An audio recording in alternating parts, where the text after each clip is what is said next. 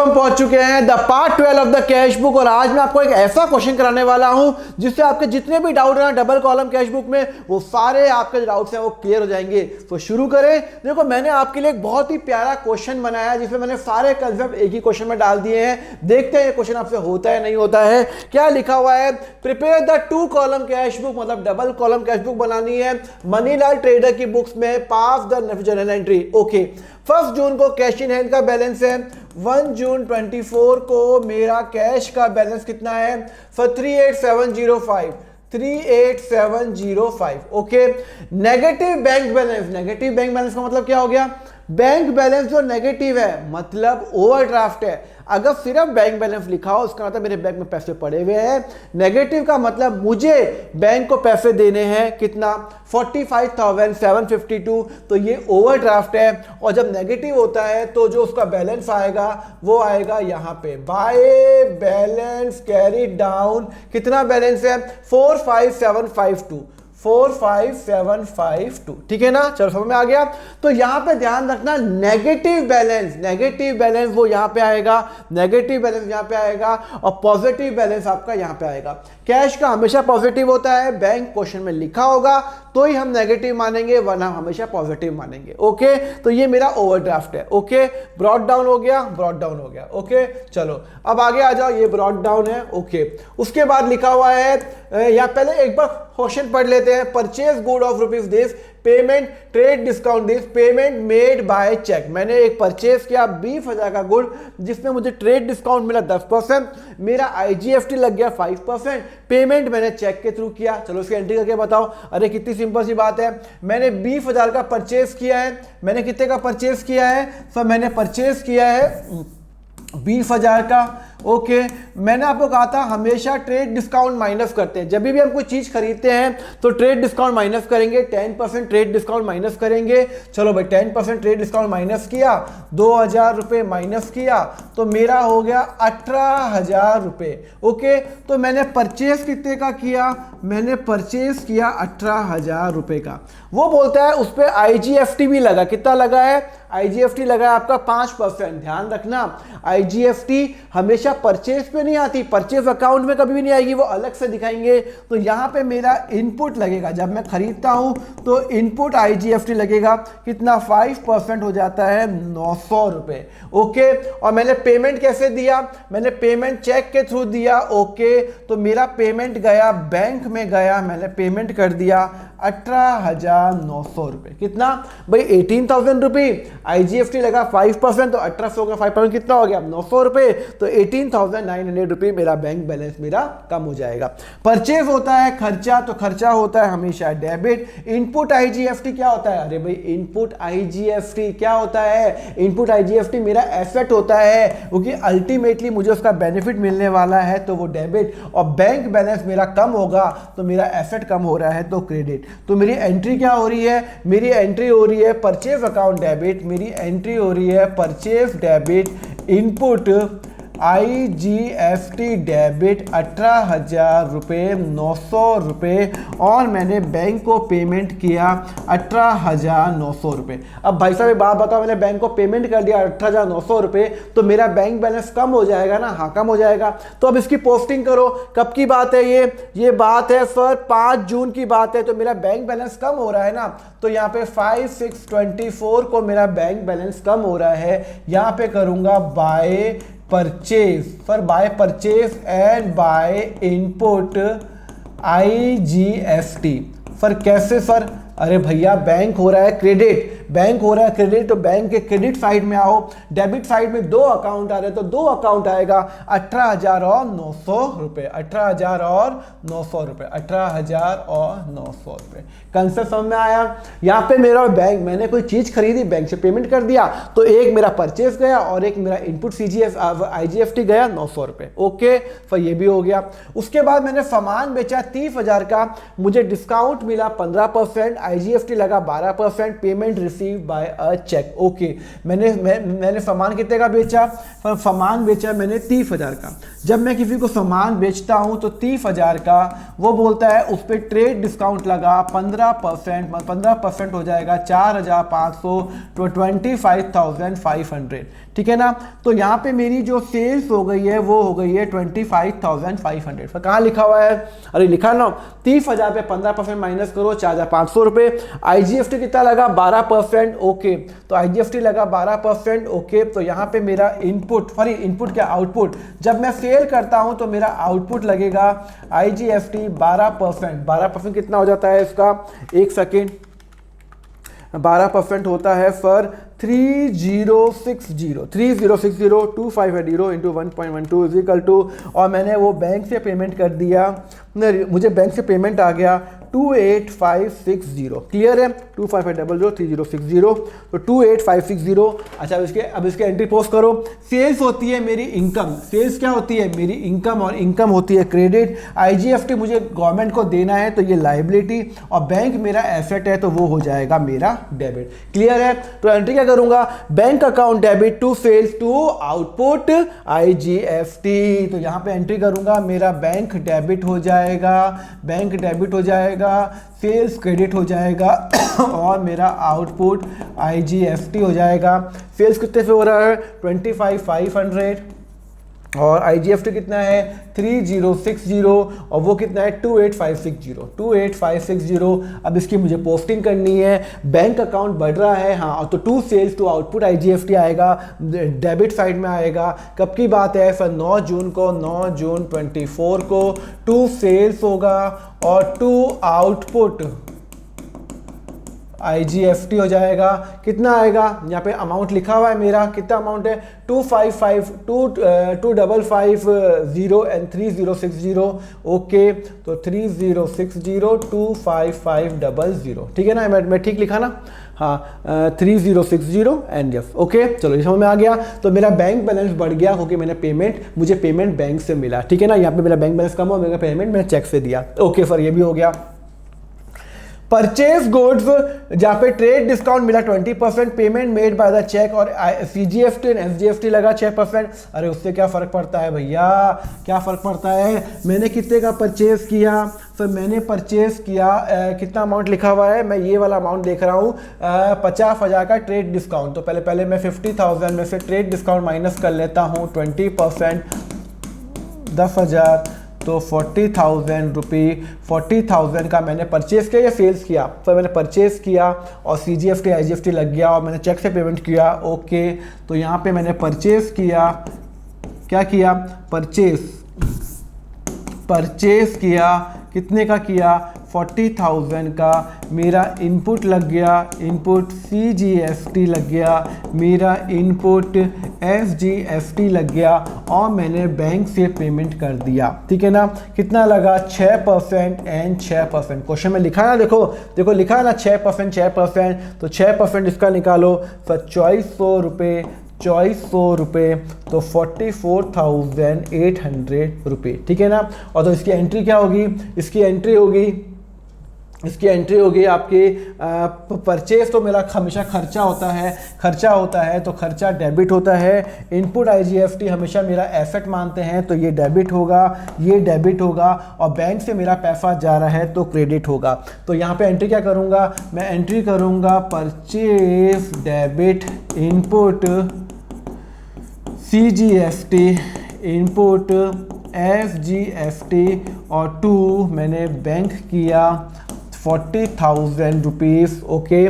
40,000 में फिर 20% और फिर कितना 2400 रुपये, तो यहाँ पे कितना हो जाएगा 2400 रुपये, 6%, 2400 रुपये 44,800, ठीक है। चलो अब यहाँ पे एंट्री करो, बैंक हो रहा है क्रेडिट। जब बैंक के क्रेडिट साइड में जाओ, क्रेडिट साइड में तीन अकाउंट आएंगे, परचेस, इनपुट और इनपुट, ओके। चलो अब करेंगे, कब की बात है ये बात है सर 10 जून की, 10 जून 24 को, by purchase, by input CGST, by input SGST। Purchase हमने किया 40,000 का, 2400 का मैंने टैक्स दिया, 2400 का मैंने टैक्स दिया। क्लियर है, समझ में आ गया, ये भी हो गया। फिर fees of children paid by cheque, मैंने ओनर के बच्चे की चेक से, वही कहाँ लिखा हुआ है कि चिल्ड्रन पेड बाय चेक। एक बार बताओ बच्चे किसके होंगे, मेरे मालिक के तो होंगे, तो उनकी तो फीस मैं पे करूंगा।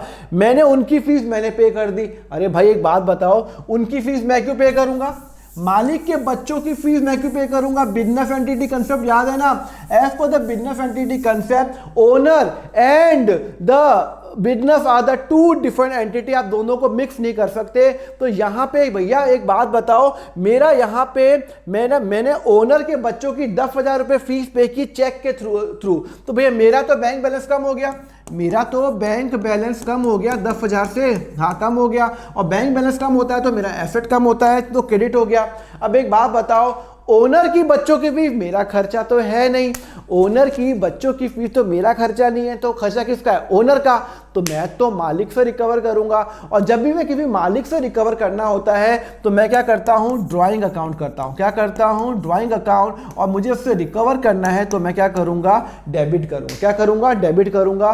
तो मैं एंट्री क्या करूंगा, drawing account debit to bank करूंगा। मैं एंट्री करूंगा drawing account debit, drawing account debit to bank. भैया मेरा तो बैंक गया बैलेंस 10,000 रुपये। मैंने ओनर की बच्चों की फीस पे की, मेरा खर्चा नहीं है। मेरा खर्चा होता तो मैं एक्सपेंस अकाउंट करता, पर ओनर की बच्चों की फीस उसका पर्सनल खर्चा है। पर्सनल खर्चा मैं क्यों दिखाऊं, मैं तो मालिक से रिकवर करूंगा। Drawing account debit to bank 10,000 रुपये। ओके, तो यहाँ पे fees of children paid by cheque, तो 10 जून को ये 10 जून को ही हुआ है, सब हुआ है। ओके, यहाँ पे तो 10 जून को 24 को बाय ड्राइंग और 10,000 रुपये मेरा बैंक से होगा। ओके, समझ में आया, तो ये भी हो गया। बैंक चार्जेस 200, बैंक ने 200 रुपये चार्जेस लगा दिए। एक बात बताओ, बैंक जब चार्जेस लगाएगी तो क्या वो 200 रुपये मुझसे रिकवर करेगी ना, कैश थोड़ी लेके जाएगी, बैंक बैलेंस माइनस कर लेगा ना। तो यहाँ पे मेरा क्या आ जाएगा, बाय बैंक चार्जेस 200 रुपये, मेरा बैंक बैलेंस कम हो जाएगा। कब की बात है सर, 12 जून को। ओके सर, ये भी हो गया। ओके, फिर 15 जून को cheque receive from Smita discount allowed. Cheque, मुझे स्मिता से चेक मिला और मैंने उसको डिस्काउंट दिया 200। इसका मतलब है मुझे चेक कितने से मिला, देखो बड़ा सिंपल सा, आप इसमें कंफ्यूज मत हो, इसमें बहुत बच्चे कंफ्यूज होते हैं। करना क्या है, देखो मुझे चेक मिला 5,000 का। एक बात बताओ, मुझे चेक मिला 5,000 का, चेक मिला, मुझे चेक मिला या मैंने दिया, अरे भाई मुझे चेक मिला तो बैंक अकाउंट होगा। हाँ, बैंक अकाउंट कितने का मिला, 5,000 का, तो मेरा तो एसेट बढ़ रहा है, डेबिट हो जाएगा। अच्छा, जिसको पैसा मिलता है वही डिस्काउंट देता है। कंसेप्ट हमेशा एक सेम रखो, जो अगर आप दुकानदार को पैसा दे रहे हो तो दुकानदार आपको डिस्काउंट दे रहा है, तो अगर मुझे आप पैसा दे रहे हो, मैं आपको डिस्काउंट दे रहा हूं, तो मेरे लिए वो खर्चा है। मेरे लिए क्या है, वो खर्चा है। तो यहां पे डिस्काउंट अलाउड क्या है, मेरे लिए खर्चा है, और मेरे लिए यह खर्चा है, तो ये हो जाएगा डेबिट। क्लियर है, नहीं क्लियर है, बात समझ में आई।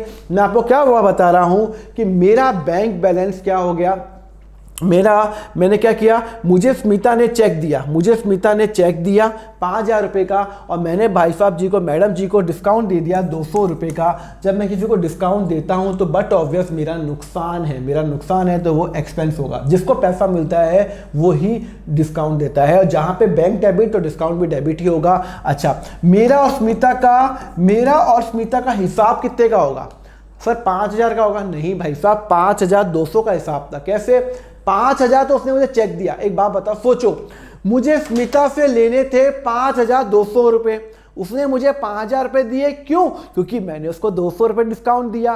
तो मेरा और स्मिता का हिसाब 5,200 रुपये का था, 5,200। मुझे स्मिता से पैसे लेने थे, मेरी बुक्स में वो एसेट थी, सिंस उसने मुझे पेमेंट कर दिया, तो अब मेरी बुक्स में वो एसेट कम हो जाएगा, तो वो हो जाएगा क्रेडिट। तो यहाँ पे एंट्री क्या करेंगे, bank account debit, discount allowed debit to Smita.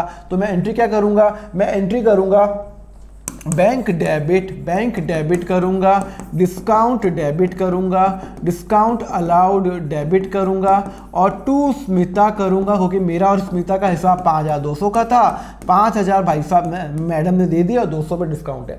Since bank में फिर अब बैंक की पोजीशन जाएगी तो इसको मैं 2 पार्ट में डिवाइड कर लेता हूं, इसको 2 पार्ट में डिवाइड करूंगा। बैंक डेबिट, आपको पता है बैंक क्या कहते हैं, बैंक की एंट्री बैंक बुक में जाएगी, फिर कैश बुक में जाएगी और बाकी जो होती है वो आ जाएगी। तो डिस्काउंट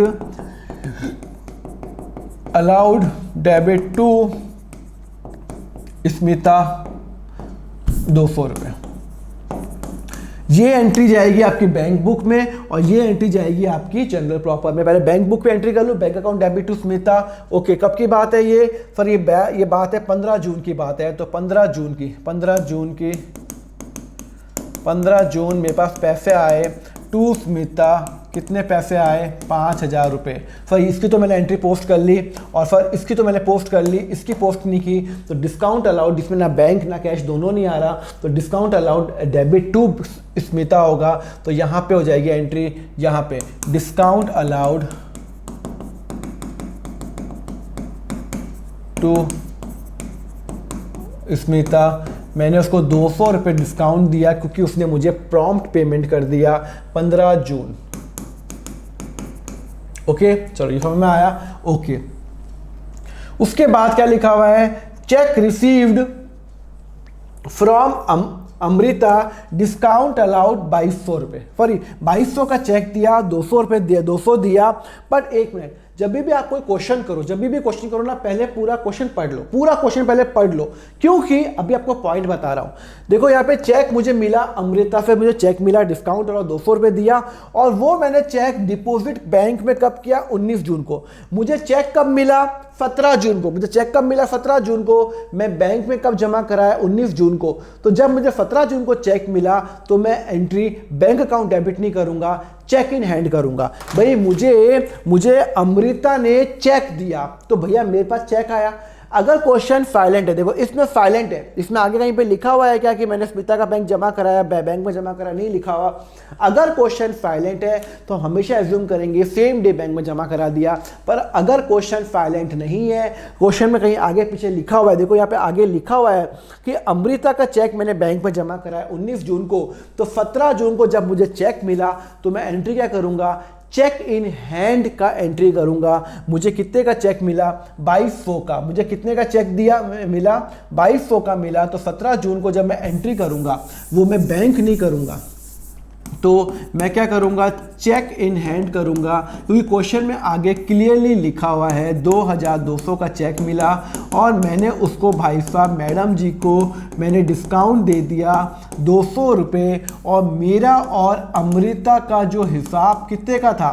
पर मुझे कितने का मुझे चेक कितने का मिला? 2200 रुपये का। वो मेरा एसेट बढ़ गया डेबिट। जो जिसको पैसा मिलता है भैया वही डिस्काउंट देता है, तो यहाँ पे मेरा डिस्काउंट खर्चा हो गया तो डेबिट हो गया। मेरा और अमृता का हिसाब 5200 सॉरी 2200 प्लस 200 2400 है। बच्चे पता है यहाँ पे गलती क्या करते हैं? मैं बताता हूँ। जान करे टीचर जो होता है ना क्वेश्चन ऐसा देती है, बच्चे गलती करते हैं 2200 पर दोनों मिलते जुलते हैं तो 2000 का हिसाब होगा। नहीं भैया, लॉजिक अपनाओ। उसने मुझे चेक 2200 का दिया, मैंने 200 का डिस्काउंट दिया, तो मतलब 2200 प्लस 200 2400 का हिसाब होगा। तो एंट्री क्या हुई होगी? Cheque in hand account debit, discount allowed debit to Amrita. ना यहाँ पे चेक, ना यहाँ पे बैंक आ रहा है, ना पे कैश आ रहा है, तो मैं एंट्री क्या करूंगा? अमृता क्या होगा? मुझे उससे पैसे लेने थे, उसने मुझे पैसे दे दिए, तो ये हो जाएगी क्रेडिट। तो मैं एंट्री ये जनरल प्रॉपर में करूंगा।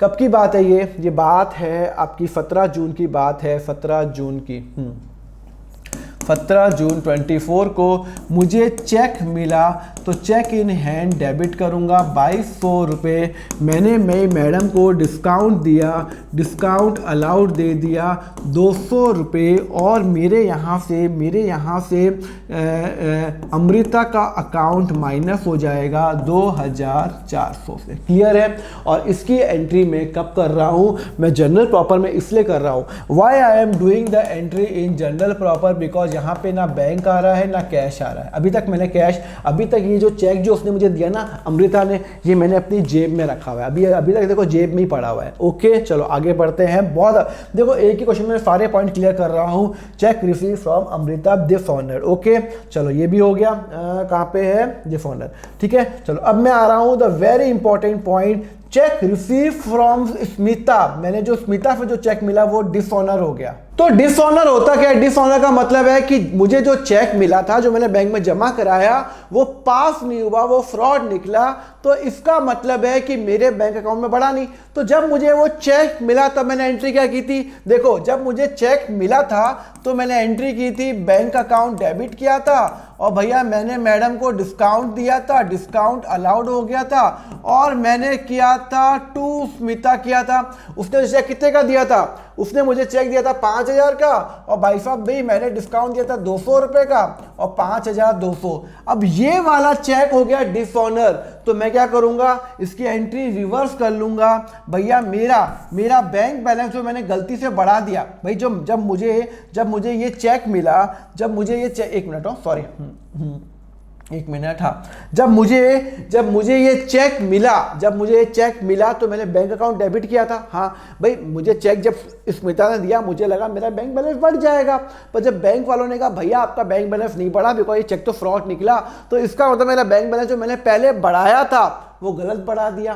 तो मैंने पहले एसेट बढ़ा दिया था ना, अब मैं इसको क्या कर लूंगा? वापस रिवर्स कर लूंगा, टू बैंक कर लूंगा क्योंकि पहले मैंने बैंक बढ़ा दिया था, अब मैं वापस रिवर्स कर लूंगा, टू बैंक करूंगा, मेरा एसेट कम हो जाएगा बिकॉज वो चेक पास ही नहीं हुआ। मुझे 5,000 का चेक मिला, मैंने क्या किया? गलती से 5,000 में यहाँ पे मैंने बैंक बढ़ा दिया, बल्कि वो पास ही नहीं हुआ, तो बैंक में तो बढ़ेगा नहीं, तो मैंने टू बैंक कर लिया। अच्छा ठीक है, टू बैंक कर लिया।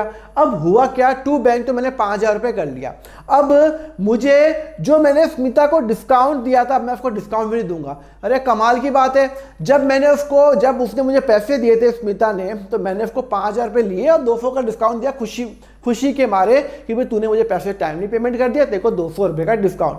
बट भाई साहब उसका पेमेंट तो डिसऑनर हो गया, तो डिस्काउंट जो मैंने उसको दिया वो भी रिवर्स करूंगा। तो मैं क्या करूंगा? डिस्काउंट अलाउड को रिवर्स कर रहा हूं। क्या कर रहा हूं? डिस्काउंट अलाउड को रिवर्स कर रहा हूं 200 रुपये से। जो इसको डेबिट किया उसको वापस क्रेडिट करूंगा, और भाई साहब मैं स्मिता से पैसे लूंगा 5,200 रुपये। मुझे स्मिता से 5,200 रुपये लेने हैं। डिसऑनर हुआ तो क्या हुआ? मुझे पैसे तो लेने हैं ना, तो मैं स्मिता से 5,200 रुपये लूंगा। मेरा बैंक बैलेंस जो मैंने पहले बढ़ाया था वो कम हो गया, तो मैंने टू बैंक कर लिया और डिस्काउंट रिवर्स करूंगा। मैंने आपको डिसऑनर के केस में पॉइंट बताया था। तो ध्यान रखना, जब भी हमारा चेक डिसऑनर होता है तो मेरा डिस्काउंट भी रिवर्स होगा। तो मैं स्मिता से 5,200 रुपये लूंगा, मेरा बैंक बैलेंस कम हो गया और डिस्काउंट अलाउड मैंने रिवर्स कर लिया। अब इसकी मैं दो एंट्री करूंगा, क्या करूंगा? एक करूंगा स्मिता डेबिट 5,000, टू बैंक 5,000, और एक करूंगा Smita debit to discount allowed 200 रुपये एंड 200 रुपये। क्लियर है? ये दो एंट्री करूंगा। तो इसकी एंट्री कैसे होगी? चलो सिंपल सी बात है, यहाँ पे बैंक इन्वॉल्व है तो बैंक में एंट्री करूंगा, स्मिता टू बैंक। तो 5,000 रुपये कब की बात है?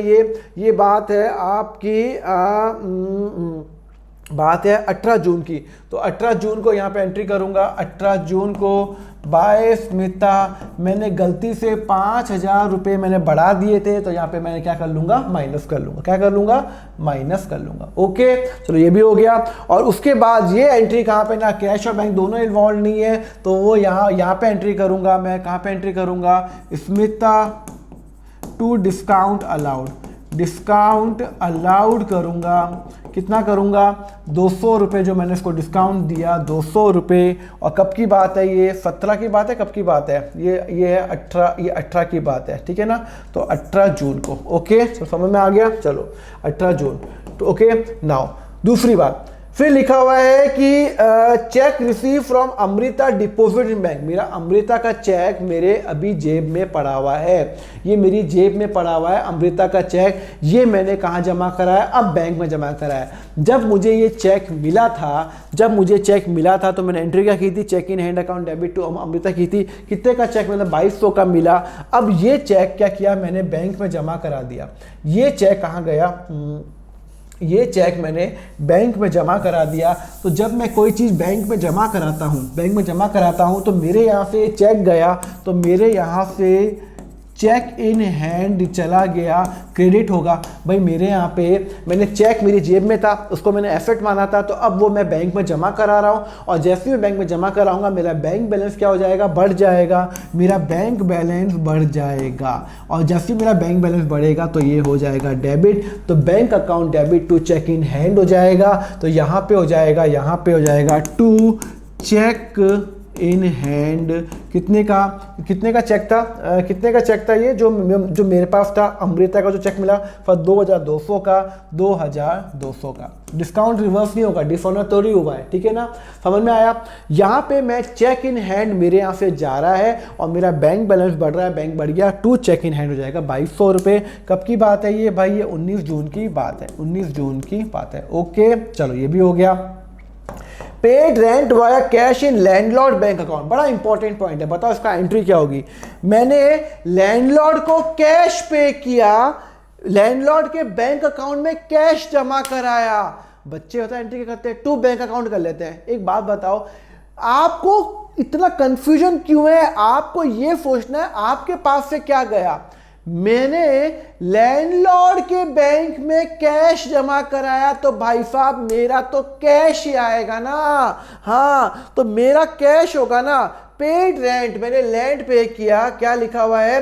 Paid rent via cash in landlord bank account. तो भैया मेरे यहां से तो कैश गया ना, और जब मेरे यहां से कैश जाता है तो भैया एसेट माइनस होता है क्रेडिट। और मैंने रेंट पे किया तो रेंट होता है मेरा खर्चा, तो डेबिट। आपको मतलब समझ में आया नहीं आया? मैंने रेंट पे किया और वो लैंडलॉर्ड के बैंक अकाउंट में कैश जमा कराया। अरे कहीं पे भी जमा कराऊं मेरे यहां से तो कैश गया ना। क्या मेरे यहां से बैंक बैलेंस कम हुआ? नहीं, मैंने कैश दिया, उसके अकाउंट में जमा कराया मेनू की, मेरे यहां से तो कैश गया, तो कैश होगा। ओके, तो rent account debit to cash, तो यहां पे हो जाएगा बाय रेंट। कितना रेंट पे किया मैंने पे किया 1000 रुपये। 20 जून को 1000 रुपये मैंने कैश पे किया। क्लियर है? ये बहुत इंपॉर्टेंट पॉइंट है। फिर है cheque receive from customer Nita endorse to Manakchand 7500 endorsement का पॉइंट। मुझे चेक मिला नीता से और मैंने वो एंडोर्स किया मनकचंद को। एंट्री करो। चलो मैं आपको दोनों एंट्री करके बताऊंगा। देखो मैं ना आपको चाहता हूं कंसेप्ट अगर पूरा क्लियर हो। मुझे चेक मिला नीता से, तो मैं एंट्री क्या करूंगा? चेक इन हैंड क्या होता है? मेरा एसेट होता है। Okay, debit. और मुझे किसने दिया? नीता ने दिया। नीता मेरी बुक्स में एसेट थी, तभी तो उसने मुझे पैसे दिए। अब उसने पैसे दे दिए तो मेरा एसेट कम हो गया, क्रेडिट हो गया। तो पहली एंट्री क्या हो गई? पहली एंट्री हो गई चेक इन हैंड डेबिट करूंगा टू नीता करूंगा। कितने का चेक दिया उसने? अभी मैंने एंडोर्समेंट किया, मैं आपकी बात समझ रहा हूं। कितने का दिया? 7500। कंसेप्ट क्लियर है या नहीं है? क्लियर है ना? तो मुझे चेक मिला नीता से, तो चेक इन हैंड डेबिट किया, टू नीता किया 7500 रुपीज। Concept clear? ओके। अब यही चेक मैंने किसको दे दिया? मनकचंद को दे दिया। यही चेक मुझे नीता ने 7500 का चेक दिया, और यही चेक मैंने मनकचंद को दे दिया। तो मेरे यहां से चेक गया, एंडोर्स किया ना। तो जब मेरे यहां से चेक जाएगा तो चेक इन हैंड तो क्रेडिट ही होगा ना। मेरे यहां से चेक जा रहा है, मुझे नीता से चेक मिला तो चेक मेरा बढ़ गया, चेक बढ़ गया, एसेट बढ़ गया। अब मैं वो चेक मनकचंद को दे रहा हूँ, वही सेम चेक, तो मेरा चेक कम हो गया, एसेट कम हो गया, एसेट कम हो गया, क्रेडिट। मनकचंद मेरी बुक्स में लायबिलिटी होगा तभी तो मैं उसको पे कर रहा हूँ। अब मेरी लायबिलिटी कम हो रही है ना, लायबिलिटी इनडायरेक्टली कम हो रही है।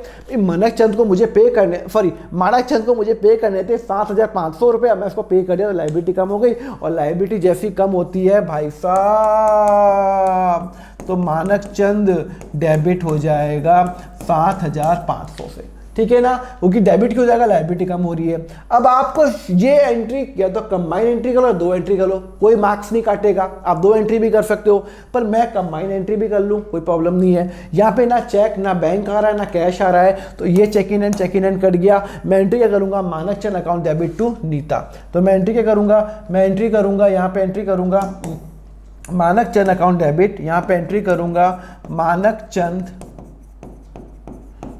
Debit to Nita. कितने का चेक दिया सर, मैंने चेक दिया आपका 7,500 का, 7,500 का, 7,500 का। कब की बात है भाई साहब, कौन से दिन की बात है, 30 जून की बात है, 30 जून को।